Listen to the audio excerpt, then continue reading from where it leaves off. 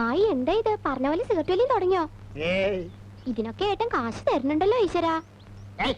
കാശായിട്ട് ഒരു പൊതി ബീഡി വാങ്ങാൻ കാശ് തരണമെങ്കിലേ ഇരക്കണം. എന്നിട്ടല്ലേ സിഗരറ്റ്. ഇതാ ചെക്കൻ തന്നാടി. ഏത് ചെക്കൻ? ഇവിടെ കടമ്പാട്ടെ സരോജിന മോഹൻലി മൂന്നൻ ആ വന്നിട്ടുണ്ട്. ഇങ്ങനെ എപ്പോഴും തരാൻ ഓരോരുത്തരുണ്ടാവൂലോ. ആ ചെക്കൻ കിഴക്കങ്ങാണ്ടൊരു നാട്ടിലല്ലേടാ ഇപ്പൊ? അതെ, കോയിന്നപുരം പൊള്ളാച്ചിക്ക് അടുത്താ. അവന് തരക്കേടില്ലാത്തൊരു നിലയാ. 8-10 ഏക്കർ സ്ഥലവും ഒരു വീടൊക്കെ ഉണ്ട് അവിടെ. അവൻ കല്യാണമൊക്കെ കഴിഞ്ഞ് കുടുംബമായിട്ടാ കഴിയണേ? ഏയ് ആലോചന നടക്കുന്നുണ്ട്. ഞാൻ വെറുതെ ആലോചിച്ചു നമ്മുടെ സുധയുടെ കാര്യം. എനിക്ക് ഈ തറവാട് മഹിമയൊന്നും വേണ്ട. നമ്മുടെ ദിവാകരനെ പോലെ ഒന്നിനും കൊള്ളാത്തവനായിട്ട് എന്താ കാര്യം? അവന് മോഹമുണ്ടെന്ന് എനിക്ക് തോന്നി. തുറന്നു ചോദിക്കാൻ ഒരു പേടി. ഇവിടുത്തെ ഉപ്പും കഞ്ഞും കുറെ തിന്നിട്ടുണ്ടല്ലോ. നമുക്കൊന്ന് ആലോചിച്ചാലോ ഓപ്പോളെ? തെറ്റൊന്നുമില്ല. രാഘവനോടൊന്ന് പറയുന്നേ.